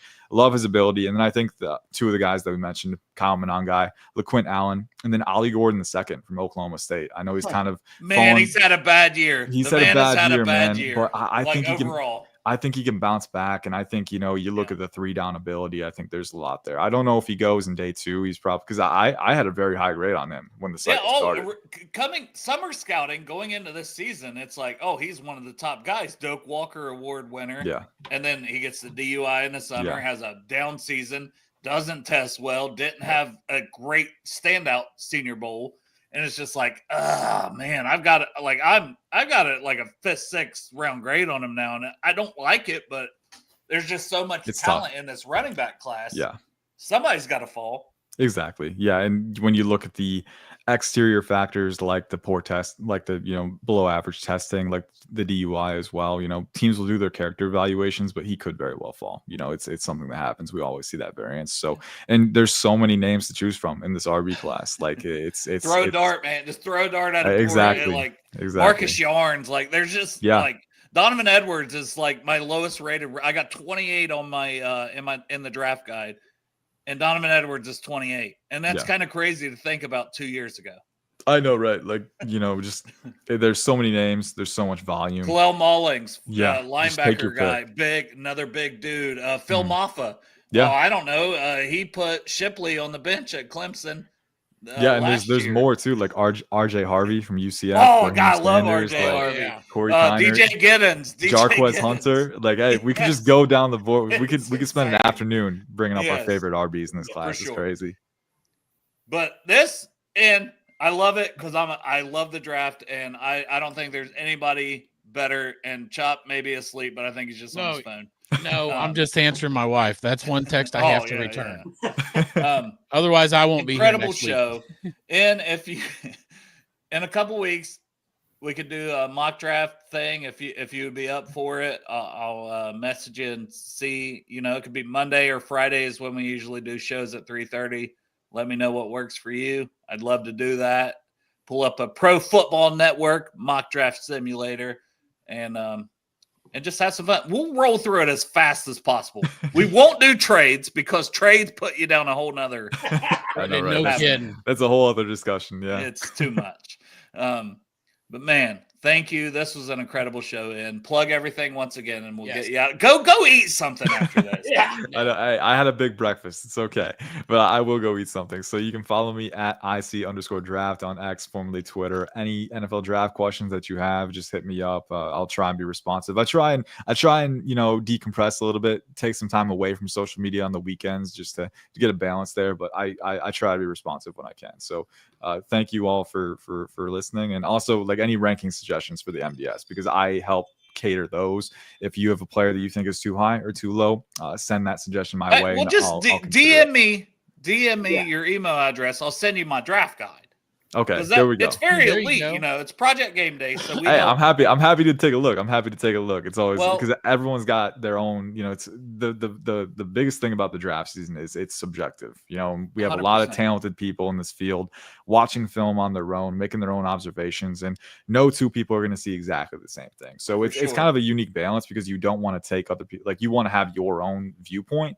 But when there's so many talented voices, man, yours included, like you have to have a dialogue. I love it. It's fun but I do this and I put this together and I started doing so I was sending people this. I asked for a $5 donation. We're part of this Project Game Day. So what we do, all of us are part of it. We send military veterans and individuals with disabilities to Bengals games. Yeah. So I'm like, $5 donation. I will send you update. And my updates are almost weekly because I just can't help it. I tinker. I add to this. I do that. I put together charts. I learned Excel.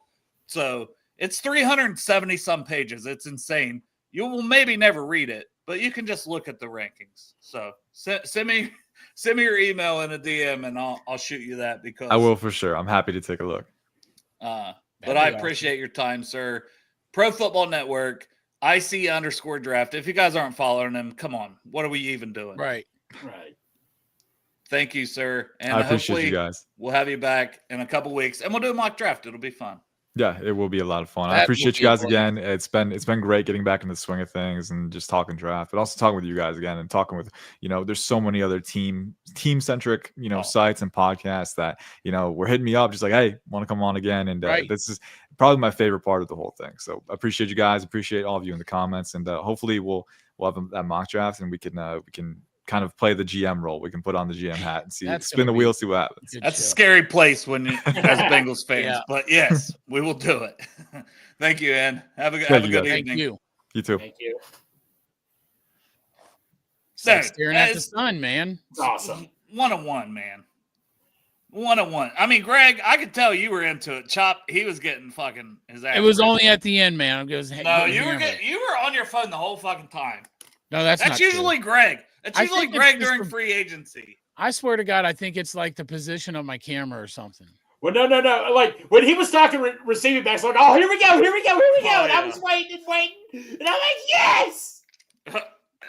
That's what's crazy. He was bringing shit up that was already in our heads. Right. Well, no. And people in the comment section were like, it's like, they were bringing shit up that like, yeah, dude, that was such a good show. I can't tell you. You guys know how I am about the draft. So, I know that it may be boring for some of you, but I love it. And this was like one of the most exciting shows. Yeah. Because that guy is like an encyclopedia. I know.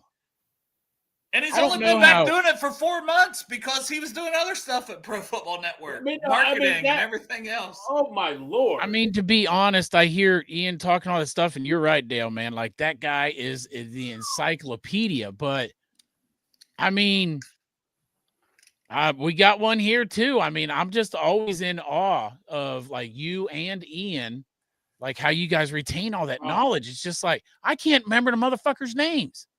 Yeah. No, you're doing really good with the names and the schools, Chop. I quiz you on this. With the names, I mean, I'm getting better, but Jesus Christ, like Chop, you're better than me, man. woo. And and he's like, he even knows all the shit about people he didn't even scout yet. He'd be like, well, I didn't really get to take a good look, but here you go. And I'm like, holy shit. Hey, this is good.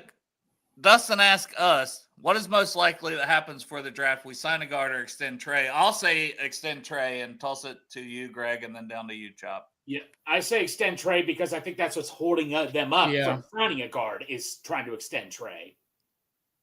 I agree with Greg. I mean, here, guess what? They did go get a card before they signed Trey. Yeah. Rob says that's why Greg's not on his phone. No, Rob has been texting me. He's been messaging me. Rob, I love you to death. Would you stop texting me? By the way, that's funny. He wanted me to say to you, Chop, they're getting rid of the tush push. Rob kept texting me. I'm like, it's Industries. He's doing it again. He's getting aggressive. Like, Chop, did you watch the end of the show when Greg started yelling at me and I told people how he beats me? No. I had to go into work. It's Big Savage Greg, the abuser. I forgot I was going to ask Ian before he left. One of our leaders of the Brew Cruise Industries wanted to know the highest rated Big Son bitch. Yeah. Oh, I did miss that one. I'm so sorry, man. Because those were good. That's what I mean. Bad. Like, it's so hard when you're going. Like, that's why I was like rapid fire, and it still went like another half an hour. All right, Chop. I know you're doing a giveaway on this shirt, so I'm gonna let you take over. All right, so I'm giving away the Jamar Chase Air Uno shirt to celebrate him getting extended by the Bengals along. I gave that T. Higgins shirt away, and it went real good, and that one went to the Smoky Mountain Lover. And I don't know if she got her shirt yet or not, but this one is the Wheel of Uno. So give the shirt away free right here. Give it a spin, and let's see who comes up as the winner. Hey, look at that, man. It's our friend Tyler Bowles. Congrats, Tyler. Tyler Houday 54. Appreciate it. You're going to be – I should have had a picture of that shirt ready, but I didn't. But – well, it's the Air Uno one, right? It's the Air Uno. I mean, I can find it real quick, but I'll be getting that shirt out to you, Tyler. Yeah, I'll put that in the background. You find the shirt. We can pop up the shirt, but yeah, I have not scouted this guy, the Tush Push Terminator. Did you guys see the guy that weighed 460 from Florida? Oh, the Florida guy, yeah. No. I saw that. Wait a minute. 460. Yeah, he is. Oh, yeah. I told you about that guy from Florida, remember? I know, and I kept saying, Cam Jackson, he's like 330, 340. And you're like, no, there's a bigger guy. Oh, yeah, that dude. What's that guy? Whatever his name is. No way he's going to be able to make it into the NFL and play. That guy is he's giant. Yeah, congrats, Tyler. Chop, you're doing another one, right? When Trey signs the blackout. Well, oh yeah, I got one going on right now. When Trey signs, if you go to my Chop Shop 513X Twitter profile and you also like, share, and follow on my profile there.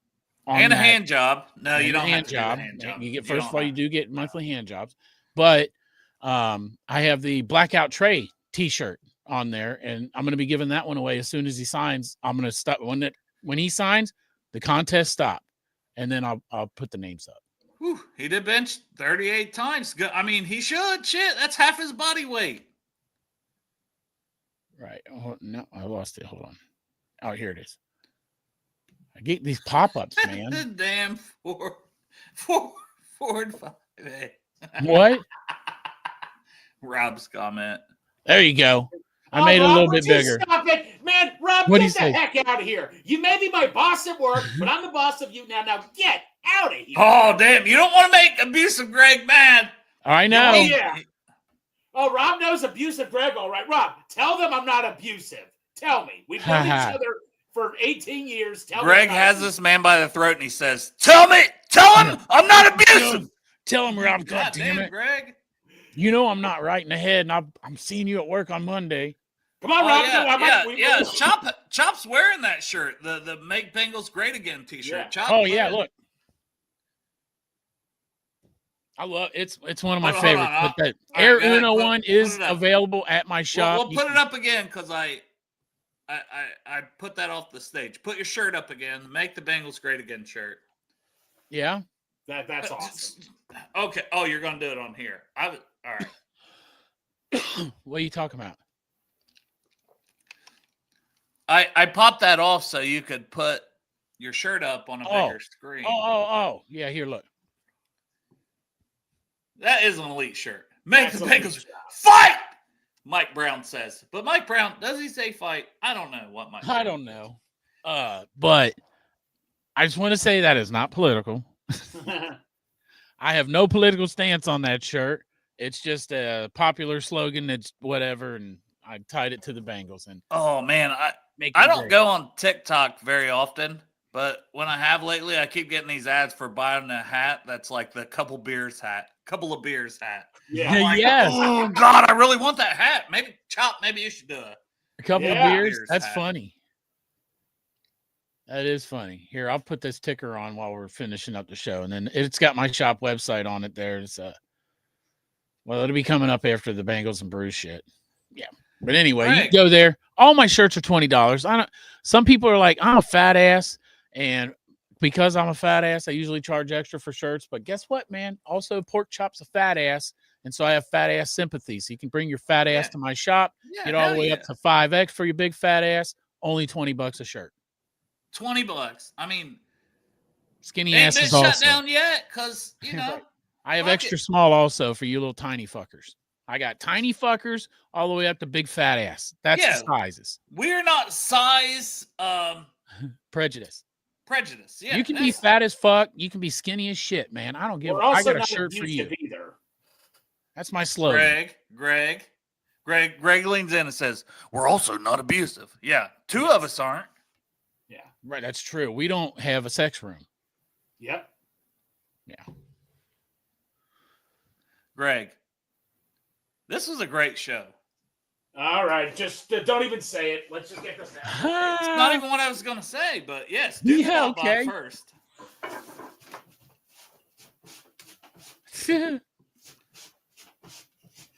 Okay. What were you gonna say? I was going to say we need to end it with some mouth dancing. Oh, And also, Chop will show some more shirts. From Well, the I'm Chop just Show. gonna Hold get on, that I'll be right blackout back. tray one. Since if anybody wants to see that blackout tray one, this is the one that I'm giving away. When he signs. Yes. Blackout tray. I switched to my Jamar shirt. Oh yeah, nice. I'm not wearing pants. So. Hey, neither. Who's wearing pants? What the fuck are pants? Not I on the usually show. wear pants. You guys don't wear pants? No, right? No.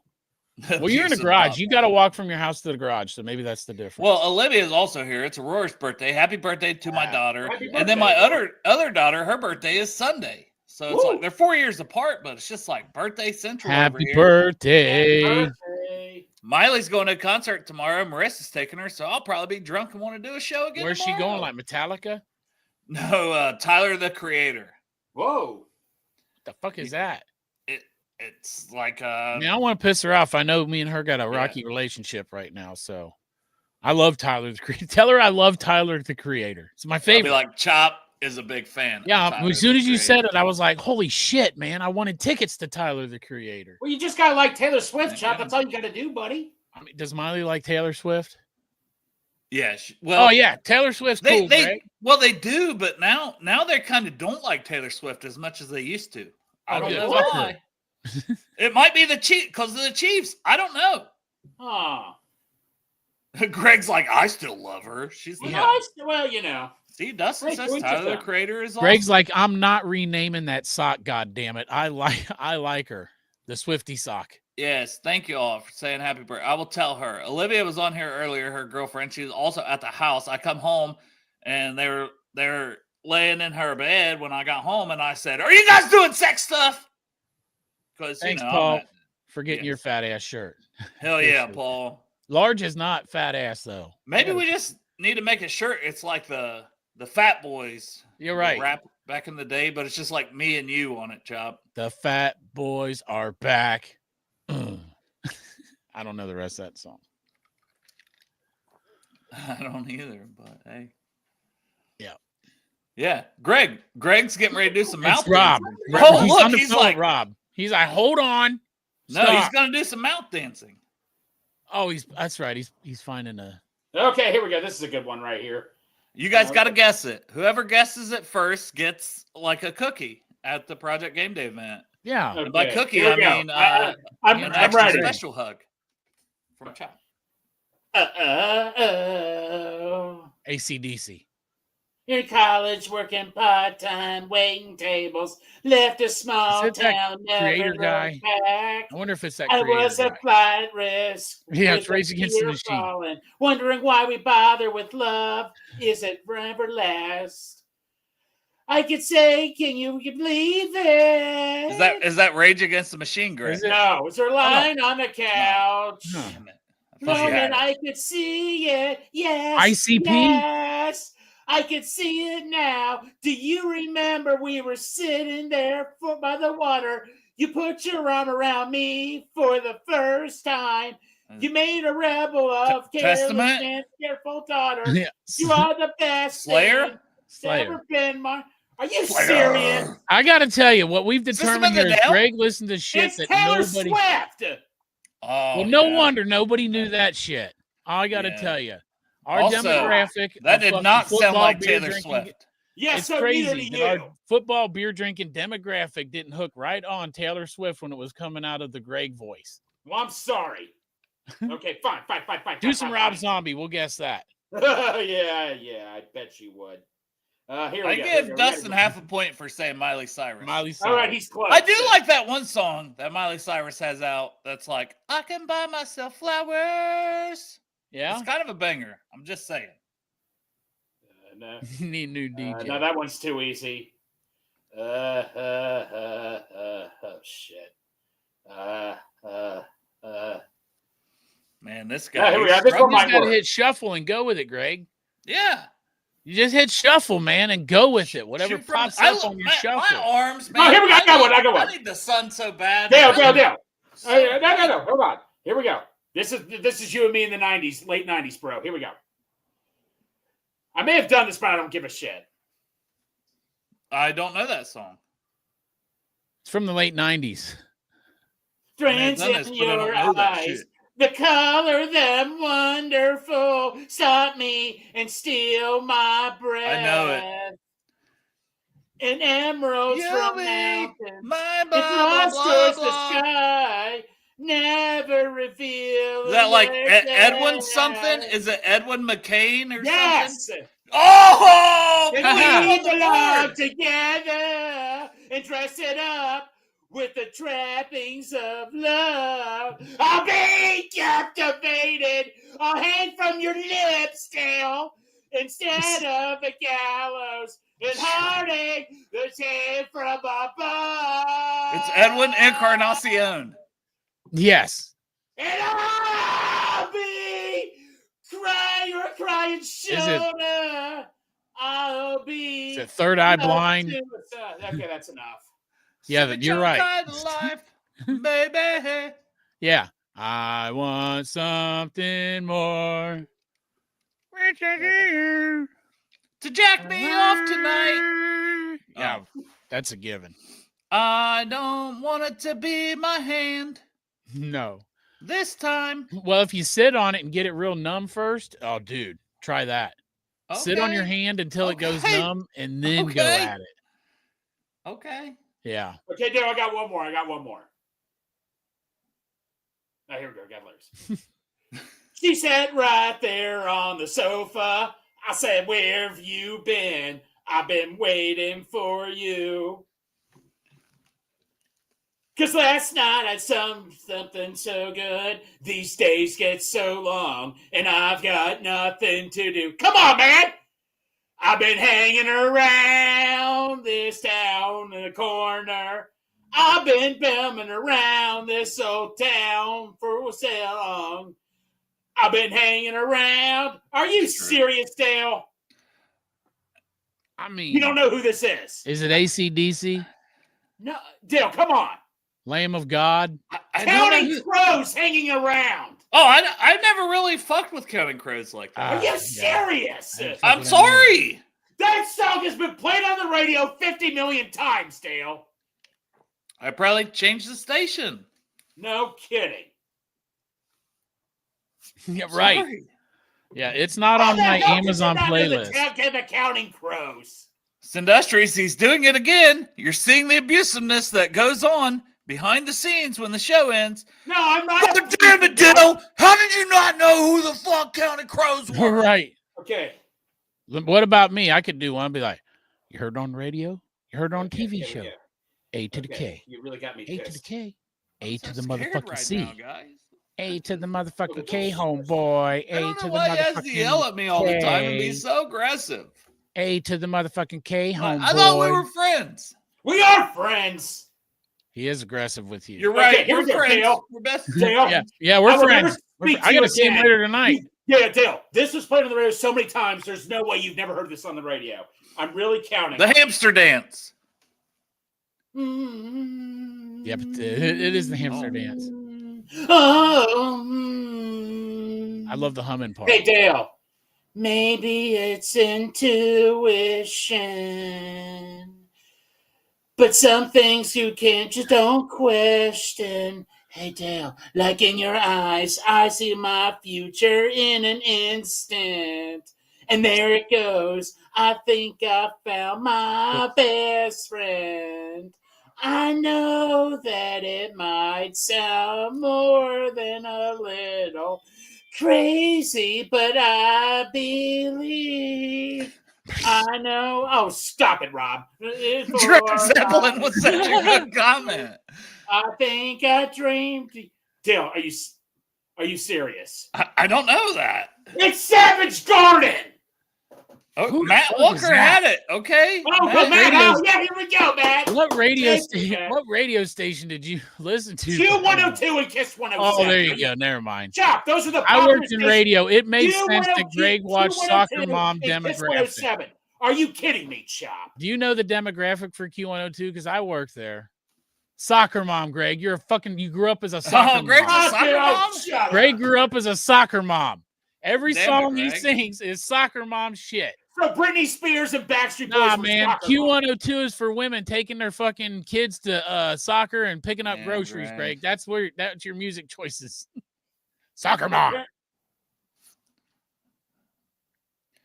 Greg, I think your musical tastes are excellent.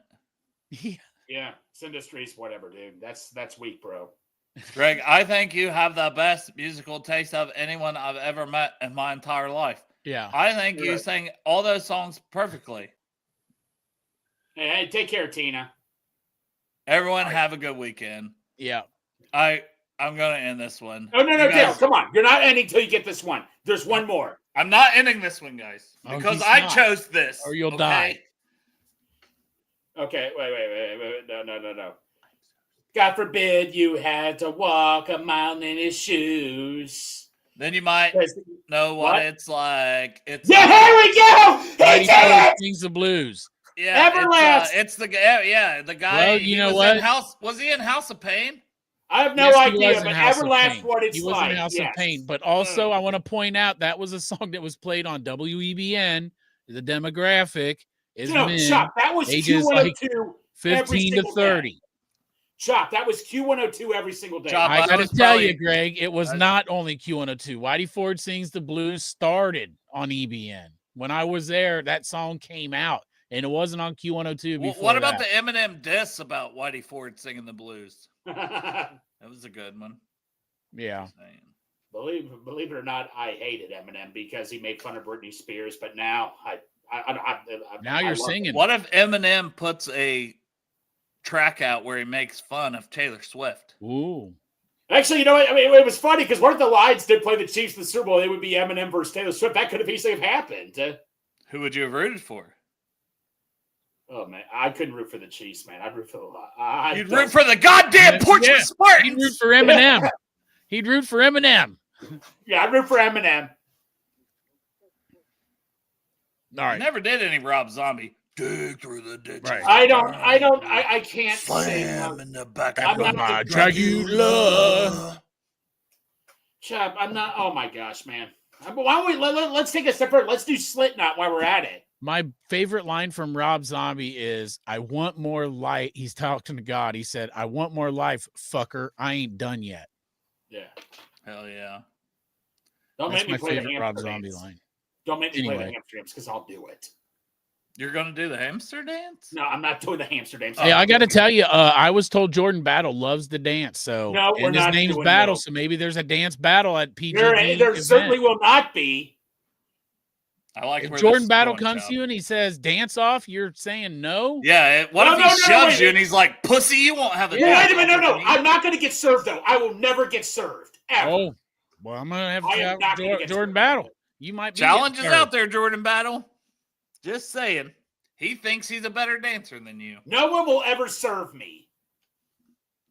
We shall find out. Okay. Them's dancing words, not fighting words. Them are dance battle words. Haven't you guys ever seen the movie You Got Served? Yeah. Yeah. It's gonna be some You ever seen deja the vu Michael for Jackson you. video? April 25th. Get your ticket, $30. Midwest Best food, cheese conies from delicious Gold Star Chili, Cincinnati's favorite. Midwest Best. That's right. Garage Barbecue. Beer's going to be there helping us out with some maybe cheaper suds, foaling, and Greg's going to dance battle Jordan Battle. Oh, I also said if people buy tickets, you'll hug them. And well, okay, yeah, that's true. I will. And if they buy enough tickets, there'll be a VIP experience in the Hey, bathroom. let the other people in our group know that that's my job is hugging. I'll be the hugger. Also, there may be a glory hole in the fouling bathroom before the night's over. Sure. Yeah. It's just another way to give money, right? To a good charity. Yeah. There's two holes. There's one that's only this big, and that's where you slide your dollar. And then the one under here, that's the business end. Dollar. What are you trying business. to fit in your mouth? Wait. I didn't see this. Rob said he tried to fix me. What is he talking about? He failed. Yeah, I don't know what he tried to fix, but whatever it was, he failed. You did a You bad failed, job, Rob. So that's how it's going to be, Rob. I see how it's going to be. Appreciate y'all tuning in. What a wild show. Yeah. Ian Cummings, Pro Football Network, IC_draft. Follow him. Dude's phenomenal. Honestly, I do think, hey, we talked about a new mock draft simulator to try, Chop. Get him back on in a couple weeks. Let's fire one up and do a Bengals mock draft on the PFN because he helps build that. And if we're like, this is bullshit, this is unrealistic, right. The guy who literally puts it together will have no choice but for all of us in the Brew Crew and us to be like, this sucks. That guy is going much higher. But the one we normally use, many times you'll be like, what the fuck? I don't know why they got that guy rated here. I don't have him here. I got him here. And then if we got Ian's literal fucking draft up, you're like, what the fuck? What? And he's like, who's the fucking idiot who made this simulator? Who is? Yeah. No, it ends awesome, man. Great dude. I love it. Yeah, Sports Strawberry Ice. Check it out at 5:30. He asked me to come on, but I said I couldn't because it's my daughter's birthday. But hell, it's almost 5:30. I might do it anyways. Yeah. All right. Love y'all. Appreciate y'all. Thank you. Who